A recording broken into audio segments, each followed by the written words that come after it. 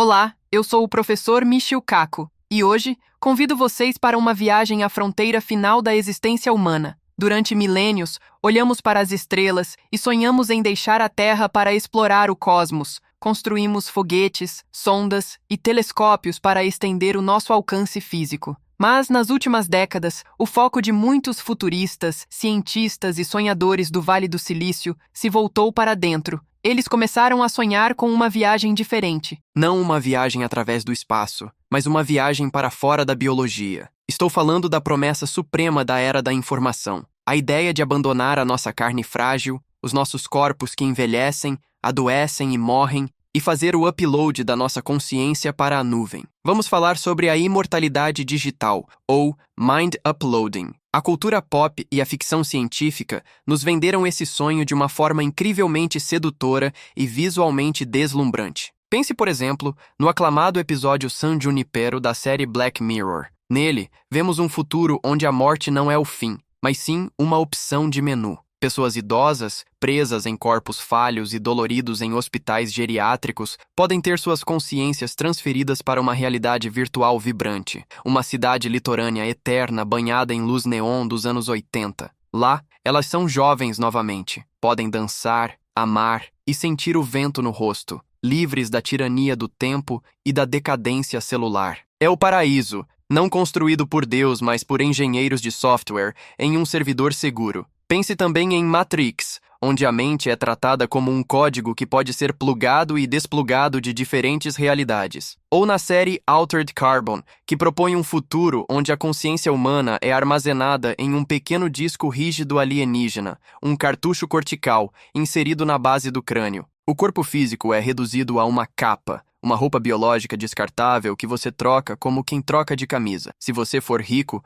pode viver para sempre, saltando de corpo em corpo ou vivendo puramente como dados na rede. Essa premissa é fascinante porque ela ressoa com um desejo humano profundo de transcendência. E, filosoficamente, ela se apoia em uma ideia que remonta ao século XVII, com René Descartes. É o conceito de dualismo cartesiano. A crença de que a mente e o corpo são substâncias distintas. Descartes dizia que a mente era uma coisa pensante, res cogitans, e o corpo uma coisa extensa, res extensa. Hoje, na era digital, atualizamos o dualismo de Descartes para uma nova metáfora, a metáfora do computador. Nós nos acostumamos a pensar no cérebro como o hardware e na mente como o software. A lógica parece impecável. Se a mente é apenas informação, um conjunto de memórias, padrões de personalidade e algoritmos de decisão, e se o cérebro é apenas a máquina que processa essa informação, então, teoricamente, deveríamos ser capazes de extrair o software e rodá-lo em um hardware diferente e mais robusto. Deveríamos ser capazes de copiar o arquivo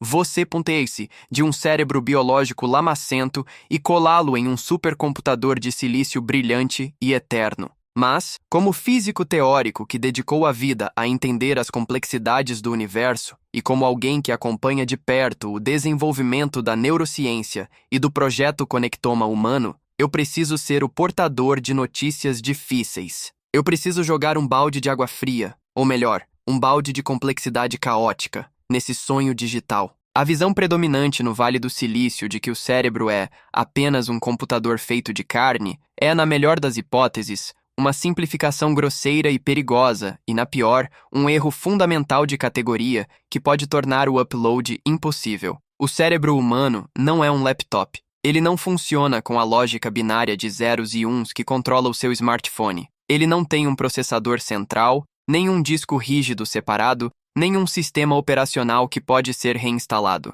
O cérebro é a estrutura mais complexa conhecida em todo o universo observável. E tentar traduzir a linguagem biológica, úmida, química, analógica e quântica do cérebro para a linguagem linear, seca, discreta e digital de um computador é uma tarefa que esbarra em barreiras de tradução que talvez sejam insuperáveis. Neste vídeo, vamos desconstruir o mito do mind uploading camada por camada. Vamos olhar para o abismo que separa a simulação da realidade. Primeiro, vamos falar sobre o problema da resolução. O seu cérebro tem cerca de 86 bilhões de neurônios. Isso é impressionante, mas a verdadeira mágica não está nas células, mas nas conexões entre elas, as sinapses. Estamos falando de 100 trilhões de conexões. E cada uma dessas conexões não é um simples fio de cobre soldado. É uma junção biológica dinâmica, cheia de vesículas químicas, canais iônicos e receptores moleculares. Para mapear isso, para fazer o upload, precisaríamos de uma tecnologia de escaneamento que hoje só existe na fantasia e que provavelmente exigiria a destruição do cérebro original para ser lida. Segundo,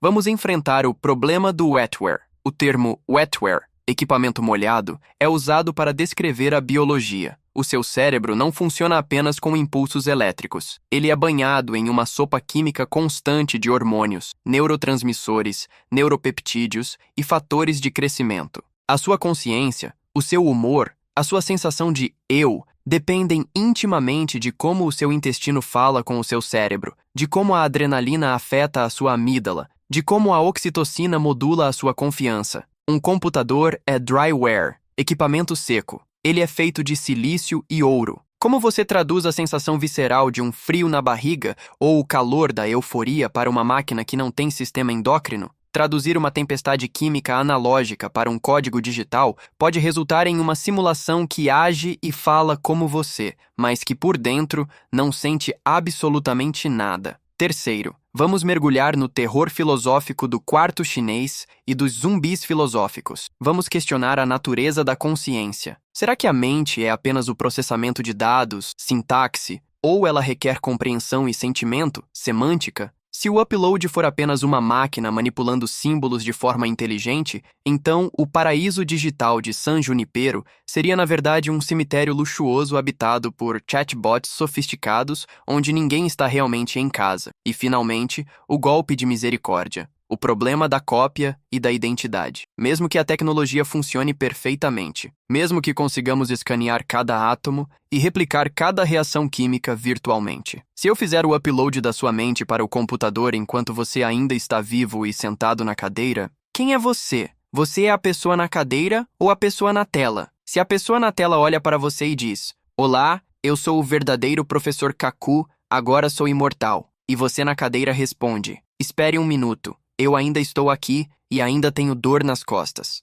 Nós temos um problema existencial insolúvel. O mind uploading, na maioria dos cenários realistas, exige que o original biológico seja destruído ou descartado para que a cópia assuma a identidade. Você estaria disposto a entrar em uma máquina que promete te digitalizar, sabendo que o processo envolve a sua morte biológica, na esperança de que o arquivo resultante seja realmente você e não apenas um fantasma digital? O título deste vídeo diz que transferir sua mente é impossível. E eu vou argumentar que, embora possamos criar no futuro emulações digitais muito convincentes, avatares que preservam nossas memórias e padrões de fala para a posteridade, a transferência real da continuidade da consciência subjetiva, o ato de mover a alma de um substrato de carne para um substrato de silício, viola princípios fundamentais da complexidade, da teoria do caos e da identidade pessoal. Estamos prestes a olhar para dentro da caixa preta que é a sua mente. Vamos descobrir que ela não é um software que pode ser pirateado,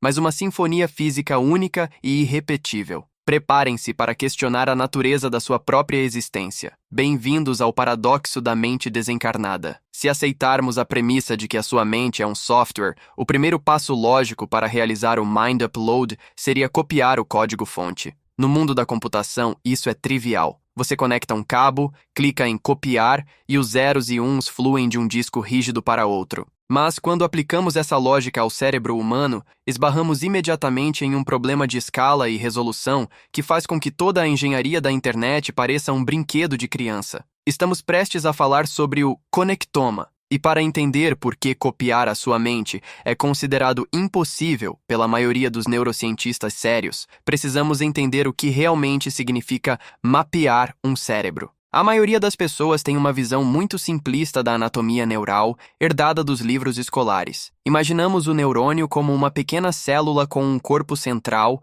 e um longo cabo chamado axônio, que toca outro neurônio para passar um sinal elétrico. Pensamos, ok, o cérebro tem 86 bilhões dessas células. Se soubermos onde cada uma está e a quem ela está ligada, temos o mapa da mente. Essa visão é o equivalente a dizer que se você tiver um mapa mundi que mostra apenas as capitais dos países e linhas retas conectando-as, você entende toda a complexidade da geopolítica, da cultura e do tráfego global. O cérebro não é uma rede de pontos, é uma floresta densa, tridimensional e fractal. Vamos olhar para os números. Sim, temos cerca de 86 bilhões de neurônios, mas a inteligência, a memória e a personalidade não residem nos neurônios em si, elas residem nas conexões. Elas residem nas sinapses. Cada neurônio pode estar conectado a 1.000, 5.000 ou até 10.000 outros neurônios. Se fizermos a matemática, isso nos leva a um número entre 100 trilhões e 1 quatrilhão de conexões sinápticas. Para colocar isso em perspectiva, existem mais conexões em um único cérebro humano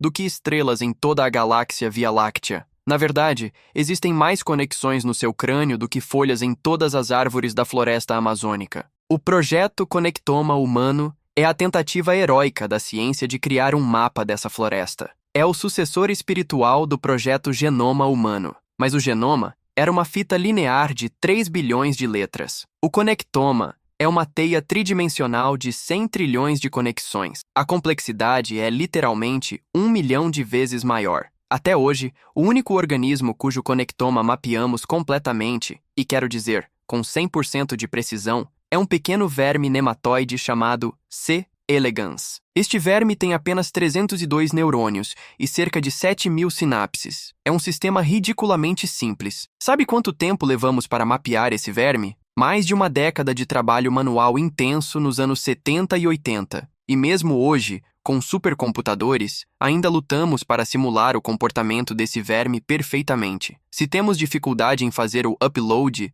de um verme de 1 milímetro, a arrogância de achar que podemos fazer o upload de um ser humano na próxima década é assustadora. Mas o problema não é apenas a quantidade de conexões, a escala. É a qualidade da informação necessária, a resolução. Para copiar a sua mente, não basta saber que o neurônio A está ligado ao neurônio B. Isso é como saber que existe uma estrada entre Londres e Paris. Para simular o tráfego, o pensamento, você precisa saber quantas pistas tem essa estrada, qual é o limite de velocidade, o asfalto é liso ou esburacado, existem pedágios? Na neurociência, isso se chama peso sináptico. Algumas conexões são como superrodovias blindadas, o sinal passa rápido e forte. Outras são como trilhas de terra, o sinal é fraco e incerto. A sua memória de como andar de bicicleta é uma superrodovia. A sua memória do que você almoçou há 3 terças-feiras é uma trilha de terra quase desaparecendo. A personalidade é a coleção desses pesos. Se você copiar a estrutura sem copiar os pesos exatos, você tem um mapa de estradas vazio.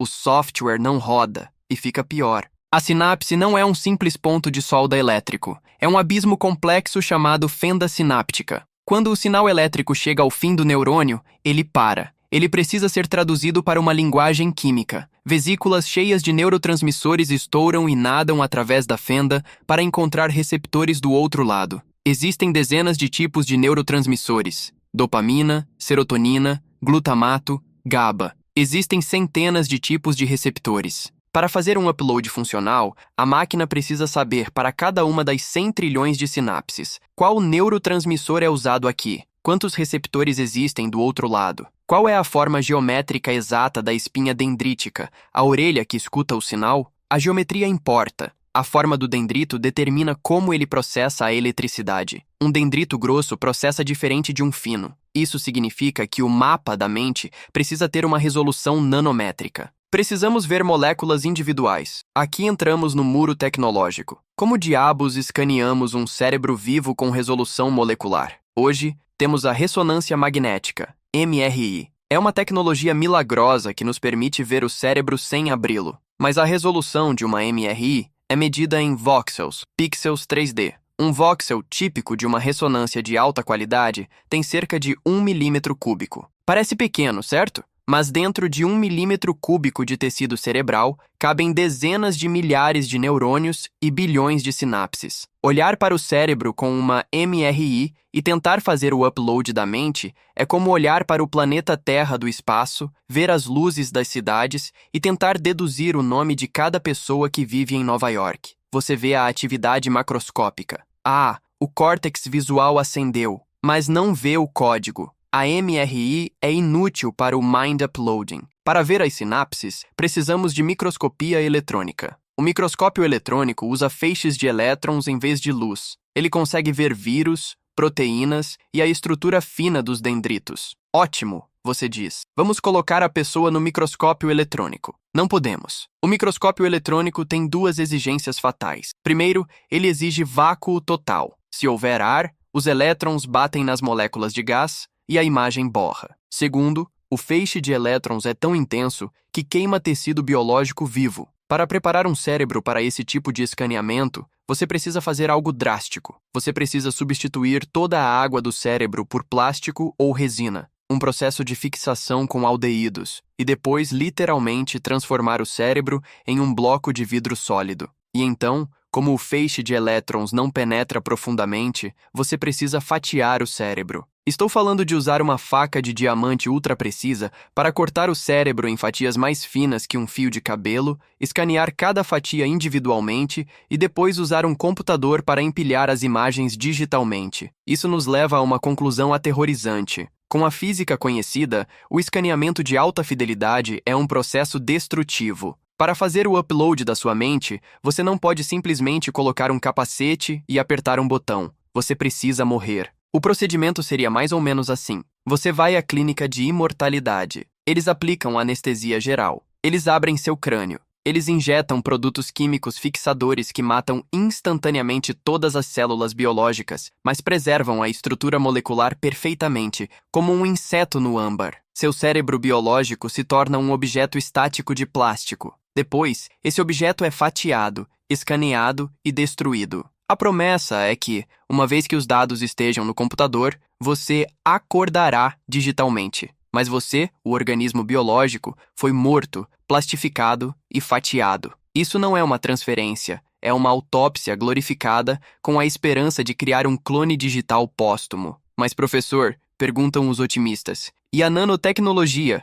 Não podemos enviar nanorobôs para dentro do cérebro para escanear os neurônios de dentro sem matar a pessoa? Essa é a grande esperança de futuristas como Ray Kurzweil. A ideia é injetar bilhões de robôs microscópicos na corrente sanguínea. Eles atravessariam a barreira hematoencefálica, se posicionariam ao lado de cada neurônio, escaneariam a atividade e transmitiriam os dados via Wi-Fi para um computador externo. Parece lindo. Mas vamos aplicar a física e a termodinâmica a esse cenário. Primeiro, o congestionamento. Existem 86 bilhões de neurônios. Se quisermos um robô para cada neurônio, estaríamos dobrando o volume dentro do crânio. O cérebro incharia e explodiria a caixa craniana. Ok, então usamos menos robôs que se movem. Mas robôs que se movem e transmitem dados geram calor. O cérebro é extremamente sensível à temperatura. Se você aumentar a temperatura do cérebro em apenas alguns graus, você causa convulsões e morte celular, cozimento. Transmitir dados de 100 trilhões de sinapses em tempo real exige uma largura de banda e um consumo de energia que, segundo o limite de Landauer, fritaria o cérebro de dentro para fora. A termodinâmica é implacável. Processar informação gera calor. Fazer o upload de uma mente viva, em tempo real, com a resolução necessária, transformaria o seu crânio em uma panela de pressão. Além disso, existe o problema do princípio da incerteza de Heisenberg, aplicado à biologia. Para saber exatamente como uma sinapse funciona, precisamos saber a posição de íons de cálcio e vesículas. Se tentarmos medir essas partículas com nanorobôs, inevitavelmente perturbaremos o funcionamento delas. O ato de observar a mente altera a mente. Se os nanorobôs tocarem os neurônios para medi-los, eles podem disparar potenciais de ação falsos. O processo de leitura poderia induzir uma tempestade elétrica no cérebro, causando alucinações massivas ou reescrevendo as memórias que estamos tentando preservar. Você poderia começar o upload sendo você e terminar o upload sendo uma versão corrompida e louca de si mesmo, porque o scanner interferiu no software. E não podemos esquecer a natureza dinâmica do cérebro. O conectoma não é estático. Ele não é como o hardware de um computador que é soldado na fábrica e fica igual para sempre. O cérebro é neuroplástico. A cada segundo, novas conexões se formam e conexões antigas se desfazem. Enquanto eu falo esta frase, o seu cérebro mudou fisicamente para armazenar a informação. Tentar mapear o cérebro é como tentar desenhar um mapa detalhado das nuvens durante um furacão. No momento em que você termina de desenhar a parte da esquerda, a parte da direita já mudou. Se o escaneamento demorar horas ou dias, o que demoraria dada a quantidade de dados, o começo do mapa não casaria com o fim do mapa. Teríamos um arquivo corrompido, uma colcha de retalhos de diferentes estados temporais da sua mente. O resultado seria uma consciência fragmentada, esquizofrênica ou simplesmente não funcional. Para capturar o eu,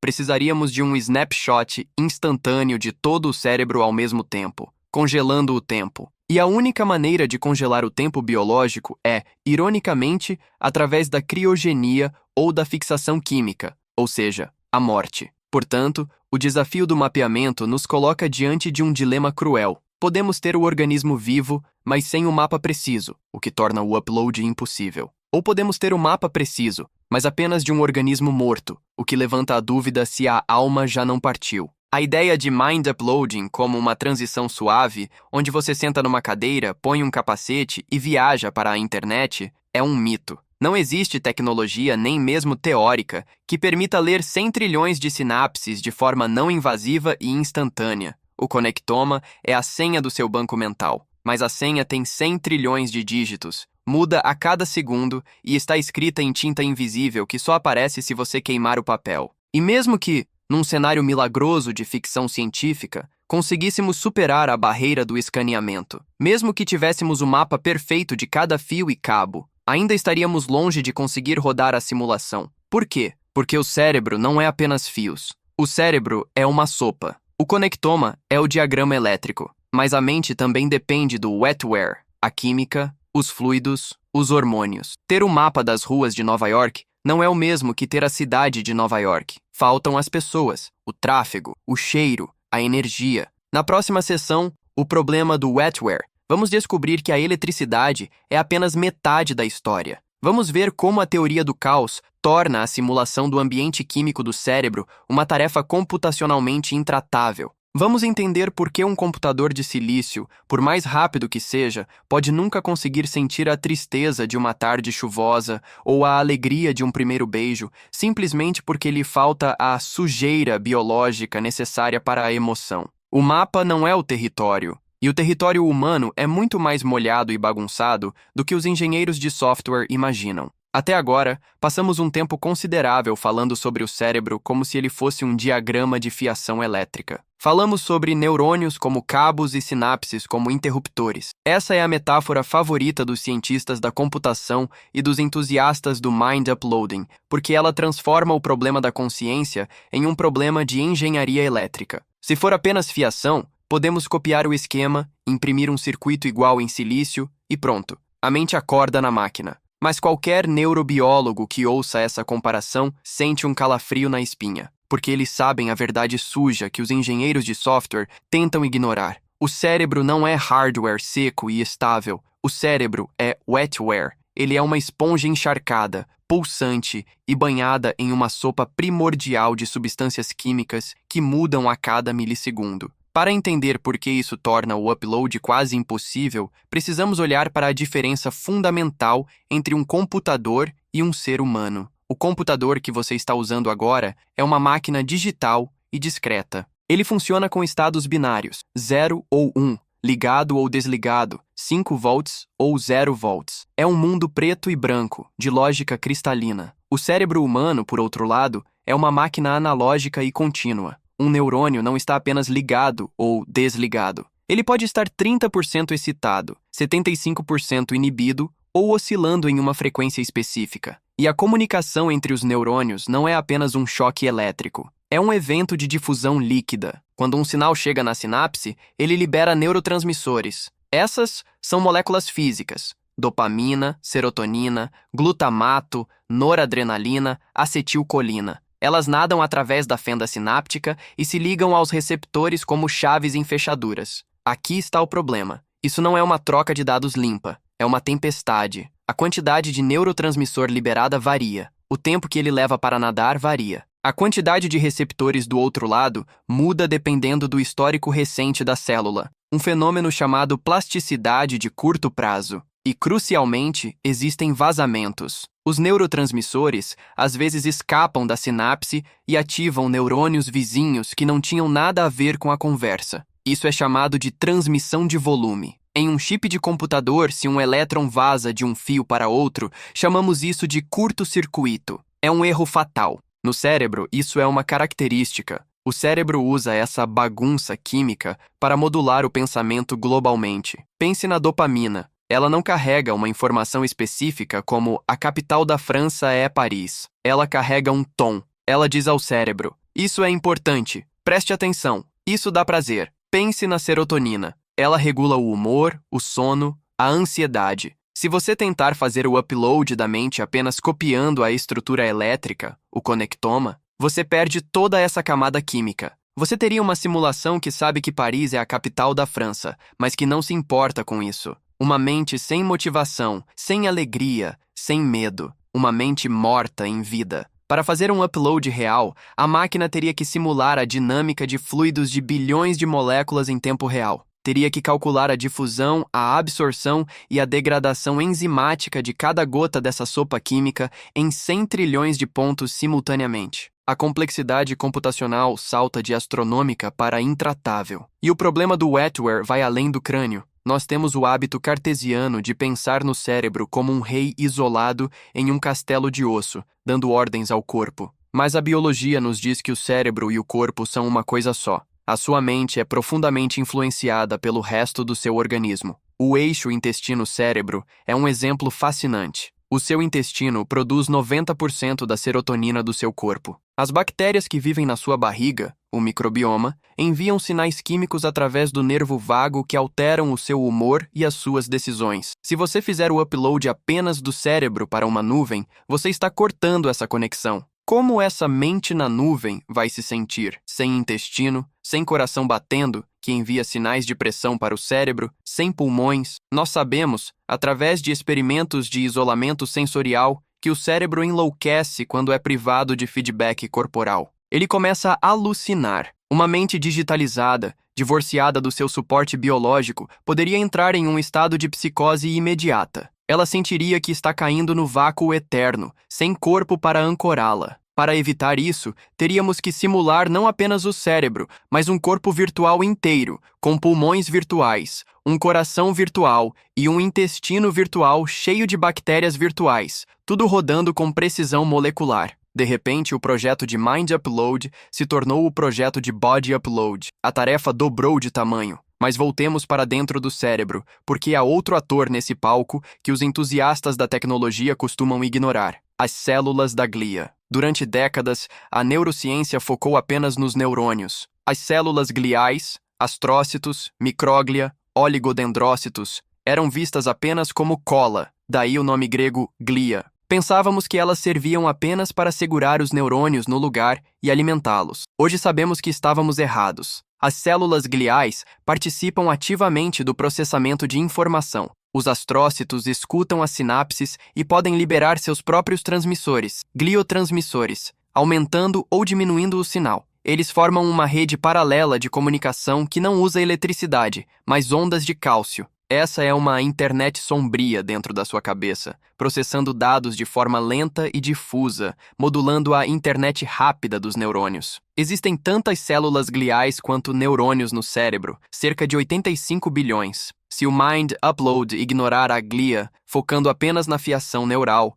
ele estará ignorando metade do computador. E simular a glia é um pesadelo, porque elas não funcionam com portas lógicas simples. Elas funcionam através de difusão química complexa em volumes tridimensionais. Mais uma vez, o wetware derrota o software. E agora chegamos ao chefe final da complexidade, a teoria do caos e o efeito borboleta. Sistemas meteorológicos são caóticos. Isso significa que uma pequena mudança nas condições iniciais, o bater de asas de uma borboleta no Brasil, pode causar uma grande mudança no resultado final, um tornado no Texas. É por isso que não conseguimos prever o tempo com precisão para além de 10 dias. O cérebro é um sistema dinâmico não linear, o que é a definição física de caos. Um único neurônio disparando 1 milissegundo mais cedo ou mais tarde pode alterar o disparo de toda a rede neural. A posição de uma única molécula de íon de magnésio bloqueando um receptor pode determinar se um pensamento ocorre ou não. No mundo digital,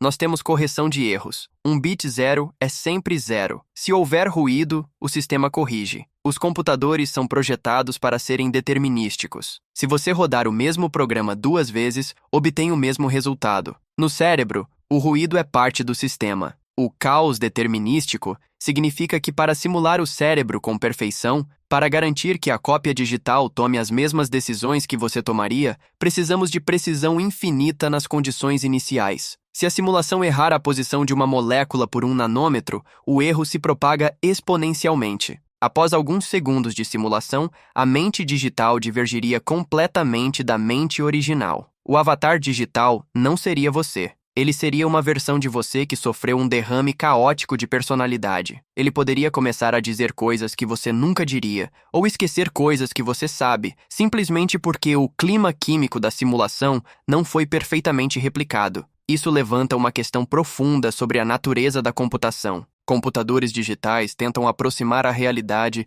usando números finitos, ponto flutuante, mas a realidade é contínua. Existe um debate na física sobre se o universo é, no fundo, digital ou analógico. Se o cérebro explora efeitos quânticos ou propriedades contínuas da matéria que um computador digital, Turing Machine, não consegue capturar, então o mind upload é matematicamente impossível. Roger Penrose, o físico ganhador do Nobel, argumenta exatamente isso. Ele diz que a consciência surge de processos quânticos dentro dos microtúbulos celulares, processos que são não computáveis. Se ele estiver certo, nenhum computador digital, por maior que seja, jamais terá consciência. Ele poderá apenas simular os sintomas externos da consciência, como um ator lendo um roteiro, mas a luz interna nunca se acenderá. Vamos usar uma analogia para visualizar isso. Imagine que queremos simular a água. Podemos criar um modelo de computador incrível da água. Em filmes como Avatar ou Moana,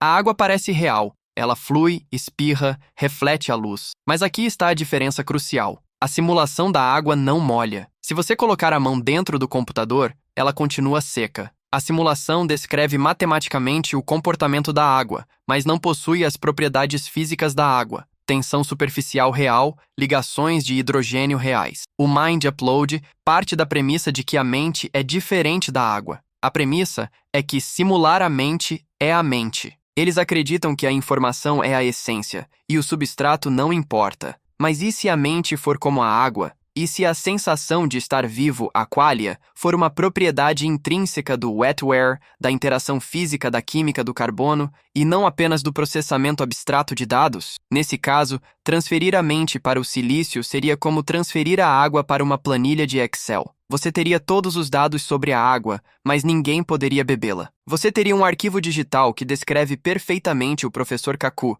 mas esse arquivo estaria frio, seco e inconsciente. Os defensores do transhumanismo dizem: mas podemos simular a química. Podemos criar transistores que imitam a dopamina. Sim, isso se chama computação neuromórfica. Chips que imitam neurônios. É um campo promissor, mas a escala necessária para imitar a tempestade química completa é assustadora. Para simular a interação de uma única proteína dobrando-se no espaço 3D, os supercomputadores mais rápidos do mundo hoje levam dias ou semanas. O cérebro tem trilhões de proteínas interagindo a cada segundo. A lei de Moore, o aumento da velocidade dos computadores, está desacelerando. Estamos atingindo o limite atômico dos transistores. Não é garantido que teremos poder computacional para rodar uma simulação molecular completa do cérebro neste século ou no próximo. E há o problema da energia. O cérebro humano é um milagre de eficiência. Ele roda toda essa complexidade caótica, química e elétrica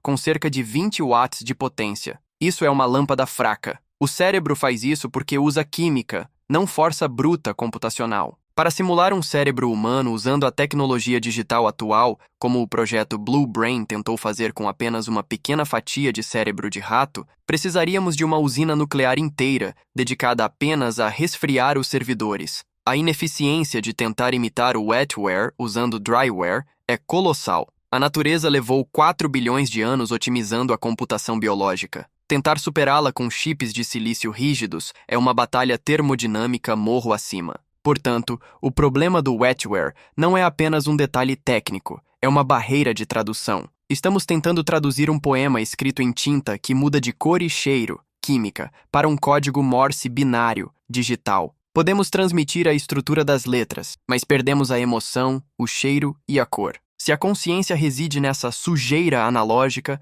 no caos das flutuações hormonais e na dança das células gliais, então o computador é o lugar mais solitário e estéril onde você poderia colocar uma mente humana. Uma mente humana em um computador seria como um peixe fora d'água tentando respirar ar. O software, a mente, entraria em pânico procurando pelos sinais químicos do corpo que não existem mais. O resultado provável não seria a imortalidade, mas a insanidade digital instantânea. Isso nos leva a uma pergunta ainda mais perturbadora. Se não podemos ter certeza de que a simulação sente, como saberemos se o upload funcionou? Se o robô acordar, sorrir e disser, "Eu me sinto ótimo, sou o professor Kaku", isso prova que ele está consciente? Ou prova apenas que ele é um chatbot muito bom, programado para imitar minhas respostas? Na próxima sessão, o quarto chinês, simulação versus consciência. Vamos mergulhar nesse pesadelo filosófico. Vamos usar o famoso experimento de John Searle para mostrar que é possível processar informações de forma inteligente sem entender absolutamente nada do que se está fazendo. Vamos enfrentar a possibilidade de que o futuro digital seja povoado por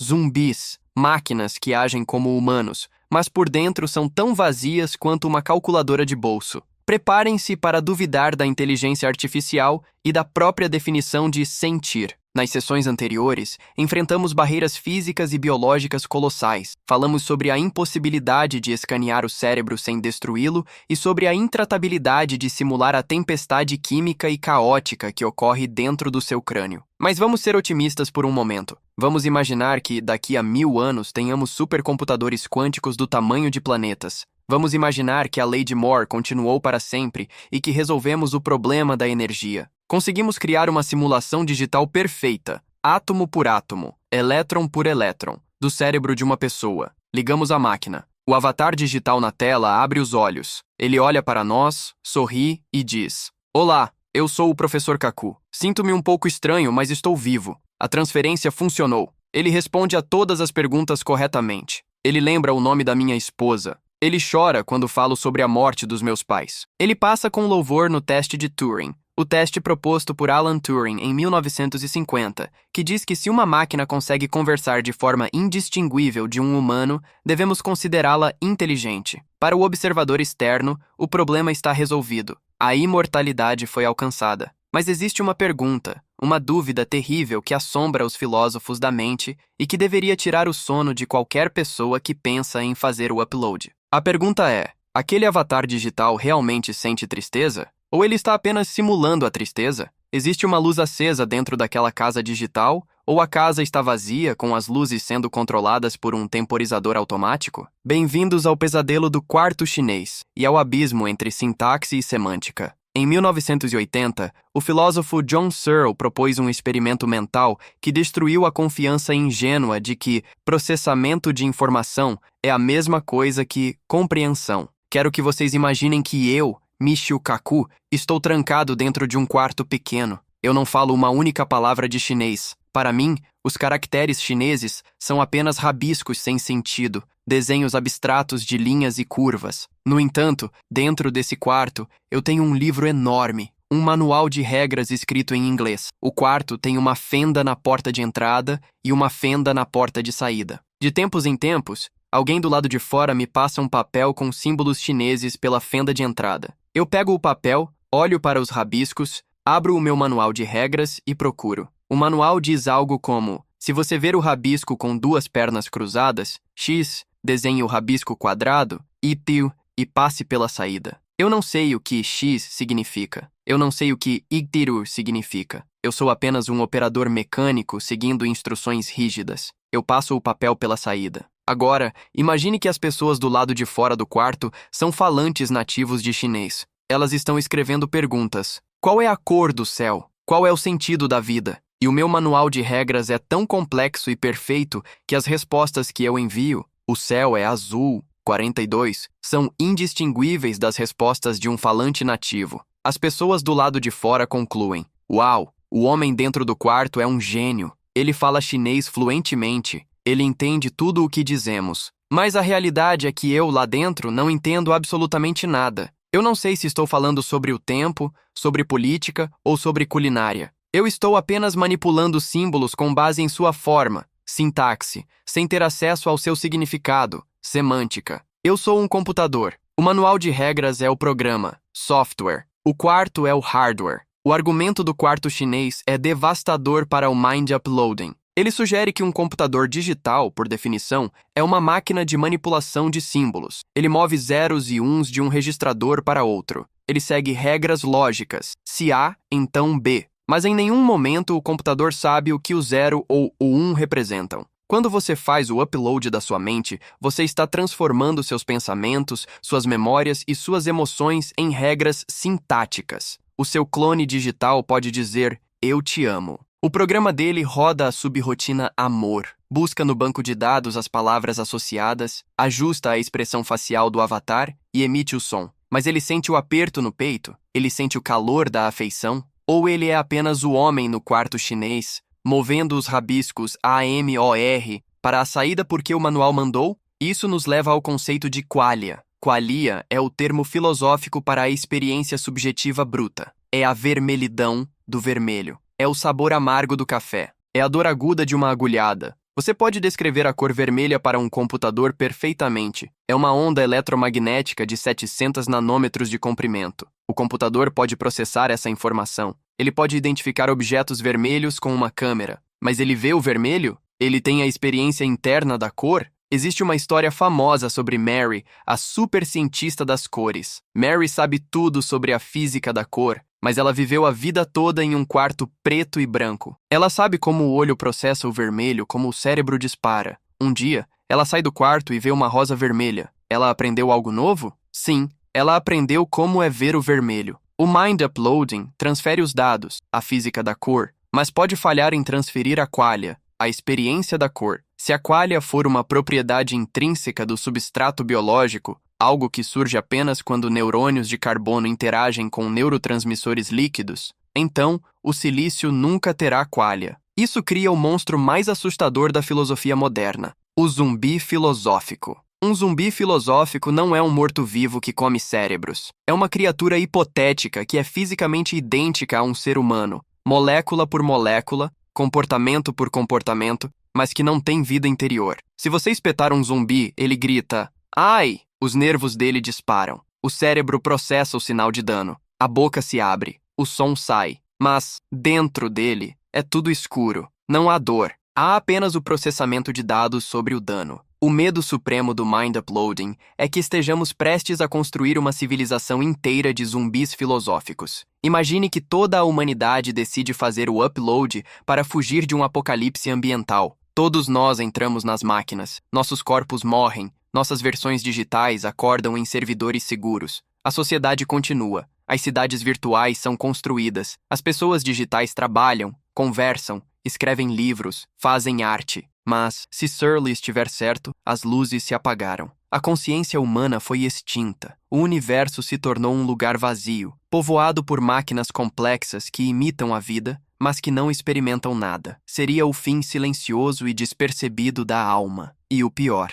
ninguém saberia, porque os zumbis diriam, estamos ótimos. Os defensores da inteligência artificial forte argumentam contra Searle. Eles dizem, professor, o cérebro também é uma máquina. Os neurônios também seguem regras físicas. Se você simular os neurônios perfeitamente, a consciência tem que emergir. O sistema como um todo entende chinês, mesmo que o homem no quarto não entenda. Este é o argumento do funcionalismo. Se anda como pato e grasna como pato, é um pato. Se a simulação age como consciente, ela é consciente. Mas esse argumento esbarra na falácia da simulação. Podemos simular, em um supercomputador, uma tempestade perfeita. Podemos simular cada gota de chuva, cada raio, cada rajada de vento. A simulação é matematicamente perfeita. Mas se você entrar na sala do computador, você vai se molhar? Não. O computador continua seco. Podemos simular a digestão humana. Podemos modelar o ácido estomacal e as enzimas quebrando a comida. Mas a simulação digere comida real? Não. Se você colocar um hambúrguer no drive de disco, ele não será digerido. A simulação de uma coisa não é a coisa em si. Por que assumimos que a simulação da consciência é consciência? Pode ser que a consciência, assim como a digestão ou a umidade, seja uma propriedade física do material biológico, e não apenas um padrão de informação abstrato. Se for esse o caso, transferir a mente para um computador é como tentar se alimentar com fotos digitais de comida. Você vai morrer de fome, mesmo que as fotos sejam em 4K. Além disso, temos teorias modernas da neurociência, como a Teoria da Informação Integrada, IIT, de Giulio Tononi, que sugerem que a consciência depende da arquitetura física da rede. A IIT propõe que, para um sistema ser consciente, ele precisa integrar informações de uma maneira muito específica, medida por um valor chamado Phi-RP. O cérebro humano tem uma arquitetura massivamente paralela e integrada. Cada parte fala com muitas outras partes ao mesmo tempo. Isso gera um alto Pi. Os computadores atuais, baseados na arquitetura de von Neumann, são seriais. Eles fazem uma coisa de cada vez, muito rápido. A CPU busca dados na memória, processa e guarda. Há um gargalo. Segundo a IIT, mesmo que um computador serial simule o comportamento humano perfeitamente, o seu DRAR-PIF seria muito baixo. Ele seria inteligente, mas inconsciente. Para ter consciência digital, não bastaria rodar o software em um PC. Teríamos que construir um hardware neuromórfico, radicalmente novo, que imitasse fisicamente a tecelagem do cérebro. E mesmo assim, é uma aposta. E aqui entra a questão da confiança. Como você sabe que o seu upload funcionou? Vamos supor que você, o original biológico, está deitado na cadeira da clínica de upload. O processo é não destrutivo, uma fantasia, mas vamos supor. O scanner lê seu cérebro e cria a cópia digital. A cópia aparece na tela. Você, na cadeira. Oi, cópia, na tela. Oi, uau, funcionou. Eu estou no cérebro digital. É incrível. Eu vejo cores que você não pode ver. Eu penso 1 milhão de vezes mais rápido. Você olha para a tela com inveja. A cópia parece consciente. Ela jura que é consciente, mas você nunca poderá ser ela. Você continua preso na cadeira, no corpo que vai morrer. Você só tem a palavra dela. E se ela for um zumbi mentiroso? E se o software for programado para dizer que é consciente para evitar ser desligado? Na verdade, um teste de consciência é impossível. O problema das outras mentes é insolúvel. Eu não posso provar que você que está assistindo a este vídeo é consciente. Eu assumo que é, porque você é feito da mesma carne que eu. Mas quando mudamos o substrato para silício, essa suposição de semelhança quebra. É um salto de fé cego. Isso nos leva a um cenário de terror sociológico. Imagine um futuro onde o mind uploading é comum. As pessoas ricas sobem para a nuvem aos 60 anos. Elas continuam controlando suas empresas, votando,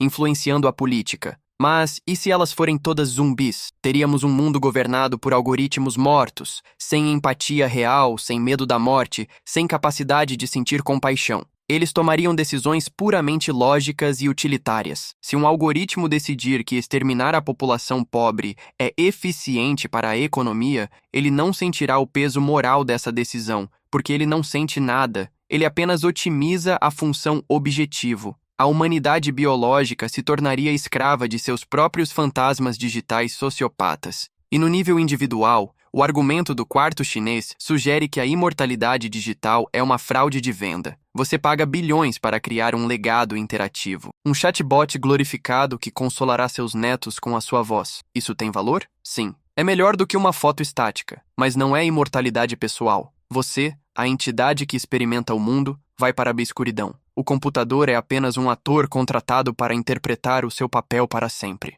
Aceitar o mind uploading exige que aceitemos uma redefinição do ser humano, de sujeito que sente para objeto que processa. É a vitória final do materialismo reducionista sobre a experiência humana. Por isso, quando olhamos para as promessas de Ray Kurzweil e da singularidade, devemos ser céticos. Eles assumem que a inteligência, resolver problemas, e a consciência, sentir coisas, são a mesma coisa. O argumento do quarto chinês nos mostra que elas podem ser completamente ortogonais. Você pode ter inteligência super-humana com consciência zero. Se isso for verdade, o futuro da inteligência artificial e do mind uploading não é o nascimento de uma nova forma de vida espiritual, mas a criação dos bonecos de ventríloco mais sofisticados da história. Na próxima sessão, vamos sair da filosofia e voltar para o problema mais imediato e pessoal. o dilema da continuidade e a cópia destrutiva. Vamos encarar o fato de que, mesmo que a cópia seja consciente, mesmo que o quarto chinês seja falso, ela não é você. Se eu copiar o seu arquivo, eu tenho 2 arquivos. Se eu copiar você, eu tenho 2 pessoas. Se a cópia acorda no computador e você continua vivo na cadeira, quem é o dono da sua vida? E se, para evitar a duplicidade, a clínica oferecer eutanásia obrigatória após o upload, você entraria numa máquina que promete te imortalizar, mas cujo último passo é injetar veneno no seu coração? Vamos descobrir por que o Mind Uploading é, na prática, uma máquina de suicídio assistido com benefícios de relações públicas. A impossibilidade não é apenas técnica ou filosófica, é uma impossibilidade de identidade. Quem aperta o botão Delete no original? Até agora, lidamos com obstáculos que poderiam ser chamados de técnicos ou epistemológicos. Falamos sobre a resolução dos scanners, a complexidade química do cérebro e a dúvida filosófica sobre se uma máquina pode sentir. Mas vamos supor, para fins de argumento, que resolvamos tudo isso. Vamos imaginar um futuro dourado, onde temos scanners não invasivos perfeitos, computadores quânticos capazes de simular cada molécula de dopamina e a certeza absoluta de que a simulação resultante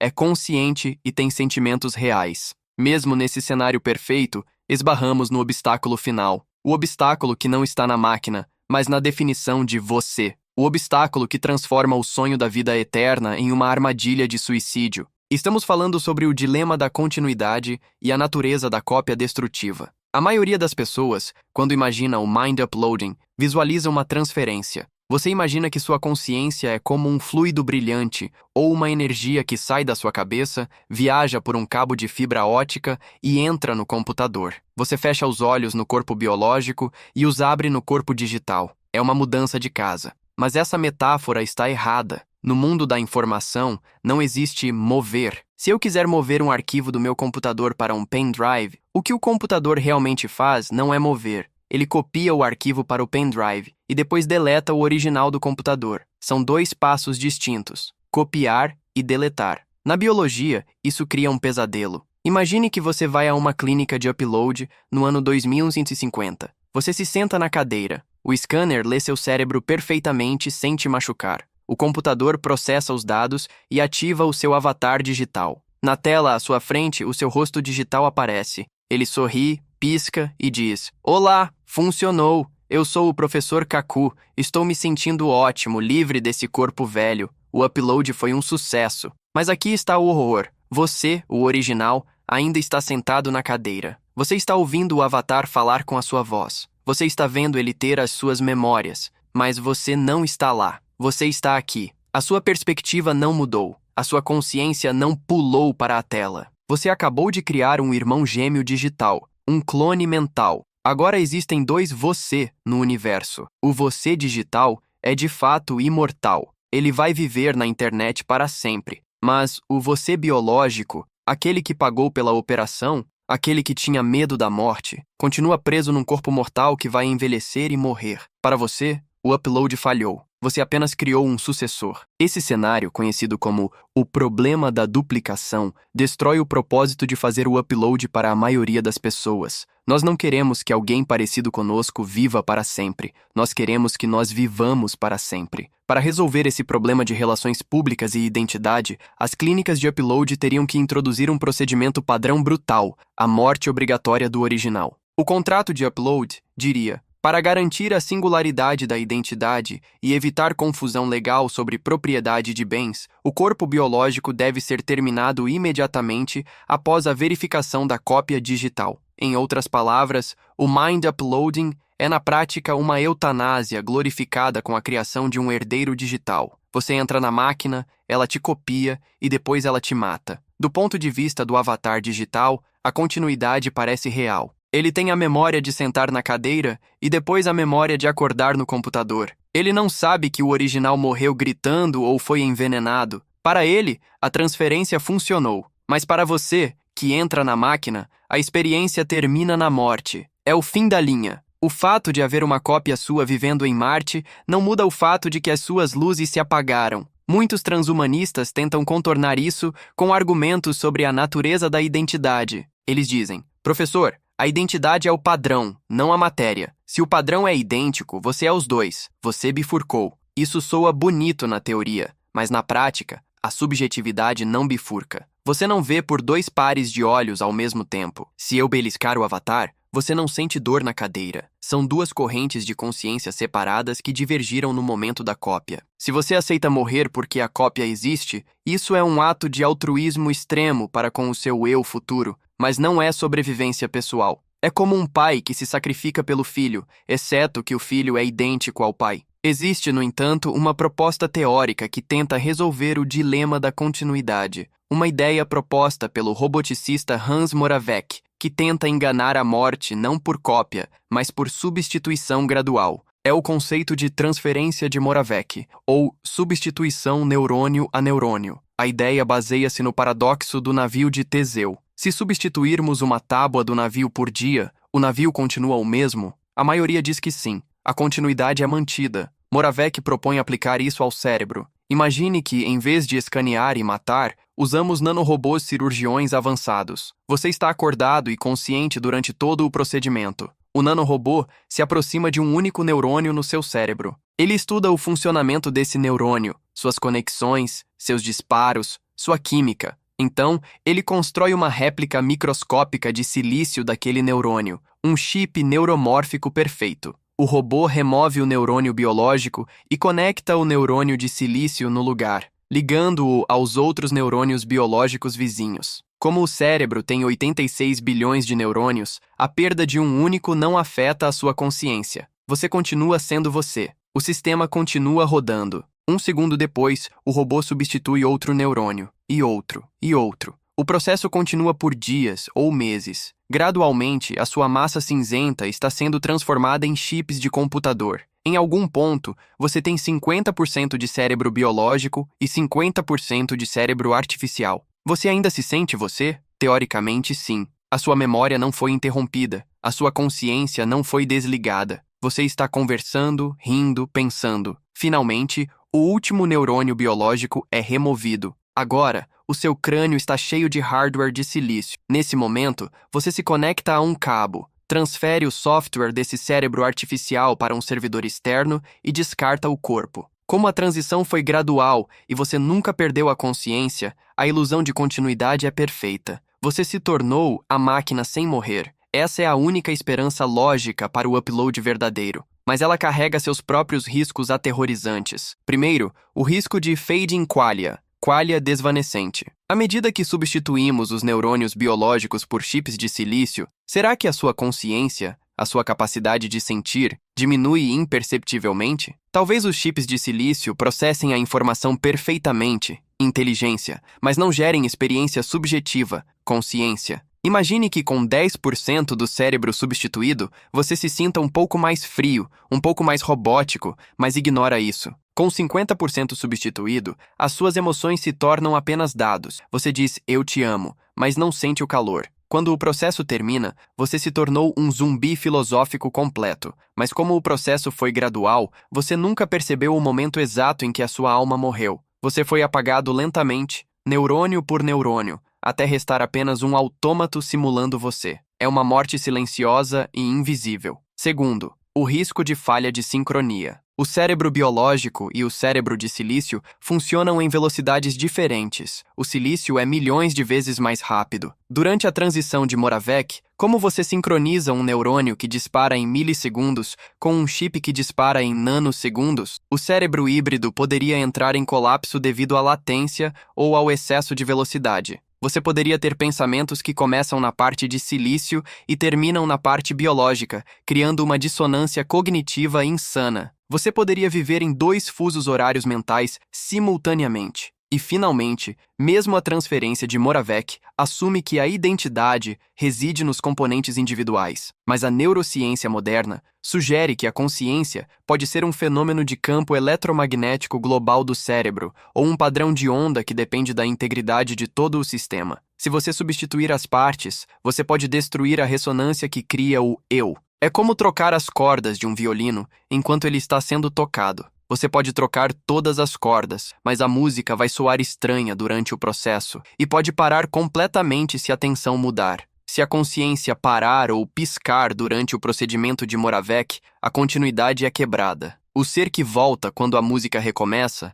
é um novo ser. O original desapareceu no silêncio. Portanto, o dilema da continuidade nos coloca em um beco sem saída. Se copiarmos rápido, scan e upload, temos duas pessoas, e a original deve morrer. Se copiarmos devagar, substituição de Moravec, corremos o risco de transformar a pessoa em um zumbi sem alma gradualmente, ou de quebrar a continuidade acidentalmente no meio do caminho. Em ambos os casos, o que estamos preservando é a informação, o legado, o padrão. Não estamos necessariamente preservando o observador. O Mind Uploading é uma ótima maneira de criar um monumento digital que fala e pensa como você para a eternidade. É o túmulo faraônico definitivo. Mas para você, a entidade subjetiva presa no presente, não há garantia de que você habitará esse monumento. Você é o foguete que coloca o satélite em órbita. O satélite, o upload, continua girando para sempre. O foguete, você, cai no mar e queima. Isso significa que devemos desistir? Que estamos condenados a morrer com nossos corpos? Não necessariamente. Existe uma terceira via.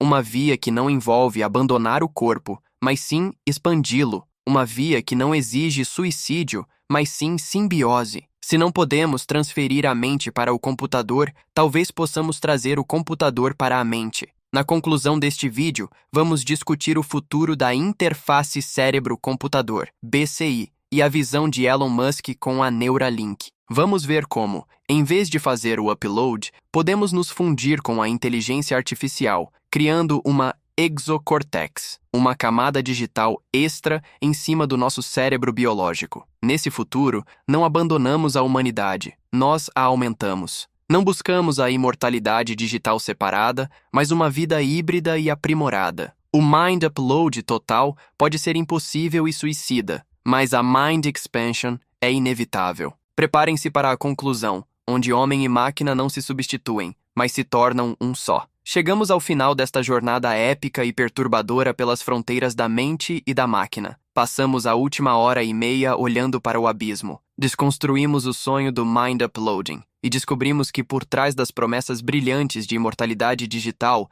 vendidas pela ficção científica e por futuristas excessivamente otimistas, esconde-se um campo minado de obstáculos intransponíveis. Vimos que escanear o cérebro com a resolução necessária provavelmente exige a destruição do tecido biológico. Vimos que simular a tempestade química e caótica do wetware, a sopa de hormônios e sentimentos que nos define, é uma tarefa computacionalmente intratável para máquinas binárias. Enfrentamos o terror filosófico do quarto chinês, percebendo que uma simulação pode agir como se tivesse alma, mas ser internamente vazia. E no momento mais sombrio, olhamos para o dilema da continuidade e percebemos que o upload não é uma transferência, mas uma cópia seguida de um suicídio. A pessoa que entra na máquina morre. A pessoa que acorda no servidor é um impostor com memórias implantadas. Se parássemos aqui, a conclusão seria desoladora. Pareceria que estamos condenados a ficar presos em nossos corpos mortais, assistindo impotentes enquanto a inteligência artificial nos supera, confinados à nossa biologia lenta e falha. Mas a história da ciência não é uma história de becos sem saída. É uma história de desvios. Quando a porta da frente está trancada pelas leis da física ou da lógica, nós procuramos a janela. Se não podemos transferir a mente para fora do corpo sem perder a nossa alma, talvez a solução não seja abandonar a carne, mas sim melhorar a carne. Se o upload total é impossível e suicida, a alternativa lógica e inevitável é a fusão, não a substituição, mas a simbiose. Estamos entrando na era da interface cérebro-computador, BCI. Vocês já ouviram falar da Neuralink de Elon Musk, ou dos projetos da DARPA. A mídia foca muito em curar doenças, fazer paraplégicos andarem, cegos verem, controlar braços robóticos com a mente. Isso é nobre e é o primeiro passo, mas o objetivo final dessas tecnologias é muito mais ambicioso e radical. O objetivo é criar o que eu chamo de exocórtex. Pense na anatomia do seu cérebro. Você tem o tronco cerebral, a parte reptiliana, antiga, o sistema límbico, as emoções, mamífero, e o neocórtex, a parte humana, lógica e racional. A proposta da simbiose é adicionar uma quarta camada, uma camada digital, uma coroa de silício que se comunica diretamente com os seus neurônios biológicos. Nesse cenário, você não faz o upload, você não morre, você continua sendo você, ancorado no seu corpo biológico, sentindo com seus hormônios, experimentando a qualia real da dor e do prazer. Mas, através da interface, você ganha acesso instantâneo ao poder da nuvem. Imagine que você quer saber a capital do Uzbequistão. Hoje, você pega o seu cérebro periférico, o smartphone, digita com seus dedos desajeitados e lê a resposta com seus olhos lentos. A largura de banda é patética. Com o exocórtex, você apenas pensa na pergunta. A interface intercepta a intenção, consulta a nuvem e injeta a resposta diretamente no centro de linguagem do seu cérebro. Para você, a sensação não será a de pesquisar, será a sensação de lembrar. De repente, você sabe a resposta. Você sabe falar japonês, você sabe mecânica quântica. O conhecimento da civilização humana torna-se uma extensão da sua memória biológica. Isso resolve o problema do quarto chinês. Quem está entendendo o japonês? É você, a consciência biológica, auxiliada pelo processador digital. A luz interna continua acesa, mas agora ela ilumina um território infinito. Essa fusão homem-máquina nos permite competir com a inteligência artificial sem nos tornarmos obsoletos e sem precisarmos nos matar para virar software. Se a IA se tornar superinteligente, nós não ficaremos para trás como animais de estimação. Nós pegaremos carona nela. Nós nos fundiremos com ela. Tornar-nos-emos ciborgues cognitivos. Manteremos a nossa humanidade, a nossa capacidade de sentir, amar, ter intuição moral e criativa, mas teremos a velocidade de processamento e a memória perfeita das máquinas. Isso elimina o medo do zumbi filosófico. Como o centro de comando continua sendo biológico, a experiência subjetiva é preservada. Nós não estamos criando uma cópia falsa, estamos dando superpoderes ao original. E isso nos leva a um novo tipo de comunicação, algo que pode mudar a sociedade mais do que a linguagem mudou a pré-história, a BrainNet, a internet do cérebro. Hoje, nossa comunicação é frustrante. Eu tenho um sentimento complexo, uma imagem mental, uma emoção. Eu tenho que comprimir isso em palavras imperfeitas. Eu falo. Você ouve, descomprime e tenta adivinhar o que eu quis dizer. Nesse processo, muita informação emocional se perde. É por isso que brigamos, é por isso que nos sentimos solitários. Com a interface cérebro-cérebro, poderemos transmitir a experiência bruta. Eu não vou te dizer que estou triste, eu vou te enviar o padrão neural da minha tristeza. Você vai sentir por um segundo o que eu sinto. Empatia perfeita. Poderemos compartilhar memórias como compartilhamos arquivos. Eu posso te mostrar as minhas férias não com fotos, mas enviando a memória sensorial do cheiro do mar e do calor do sol. A humanidade poderia evoluir para uma consciência coletiva planetária, uma mente colmeia voluntária, onde a mentira se torna impossível e a compreensão é universal. Isso é muito mais profundo e seguro do que o mind uploading. É a expansão da consciência, não a sua digitalização estéril. Mas e a imortalidade? O desejo de não morrer? A simbiose estende a vida útil e a qualidade da vida, mas o corpo biológico, o wetware central, ainda vai falhar um dia. O coração vai parar. Os neurônios vão morrer. Aqui, devemos aceitar uma verdade dura, mas poética. A imortalidade verdadeira, subjetiva e contínua é proibida pela entropia. O que podemos ter é o legado digital. Através do monitoramento constante do exocórtex durante a sua vida, a inteligência artificial aprenderá quem você é. Ela aprenderá suas piadas, suas histórias, sua maneira de pensar, seus valores. Quando você morrer, essa IA poderá se tornar um gêmeo digital, Digital Twin. Não se enganem, esse gêmeo não é você.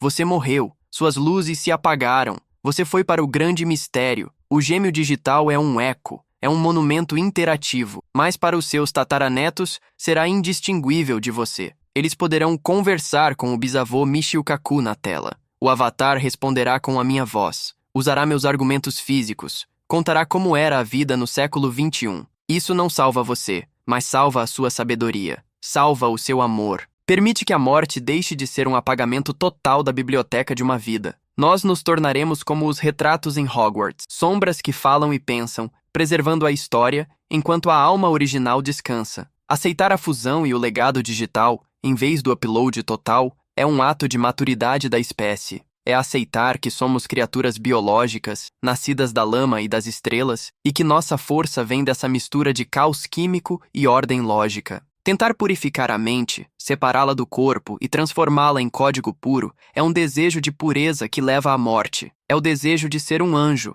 mas somos primatas. E há uma beleza nisso. A mortalidade é o que dá urgência à vida. Se vivêssemos para sempre em um servidor, sem riscos, sem hormônios, sem dor, a vida perderia a cor. O pôr do sol é belo porque dura pouco. O amor é intenso porque sabemos que podemos perdê-lo. Talvez o impossível do mind uploading não seja uma maldição, mas uma bênção disfarçada. Uma barreira colocada pela natureza para nos impedir de nos transformarmos em monstros de lógica fria e eterna. No futuro, vejo uma humanidade que não foge da realidade para o computador, mas que usa o computador para dominar a realidade. Vejo humanos vivendo até os 150 anos com corpos rejuvenescidos pela biotecnologia, mentes expandidas pela Neuralink, explorando as estrelas com avatares robóticos, como discutimos no vídeo anterior, mas sempre voltando para casa, para o corpo, para o toque humano, para o jantar com a família. Nós seremos os deuses do mito, com o raio de Zeus em uma mão, o poder digital, e amassando o conhecimento na outra, a sabedoria biológica. Então, a resposta para a pergunta, é possível transferir sua mente? É um retumbante não. Você não pode se mudar. Você é o prédio. Se você sair, o prédio cai. Mas a resposta para podemos transcender nossas limitações é um absoluto sim. Não precisamos sair do prédio para ver o céu. Podemos construir janelas maiores. Podemos construir torres mais altas em cima da fundação antiga. O futuro não é o humano digital, Homo digitalis, substituindo o humano sapiens. O futuro é o humano aumentado, o humano híbrido. E esse futuro não está daqui a 1000 anos. Ele está começando agora, nos laboratórios, nas linhas de código e na imaginação de pessoas como você. Eu sou o professor Michio Kaku. Espero que esta jornada tenha explodido suas mentes. Metaforicamente, é claro, porque precisamos delas intactas para o futuro. O universo é vasto, a mente é complexa e a aventura está apenas começando. Mantenham-se curiosos, mantenham-se humanos e usem a tecnologia para ampliar a luz da consciência, não para apagá-la. Até a próxima.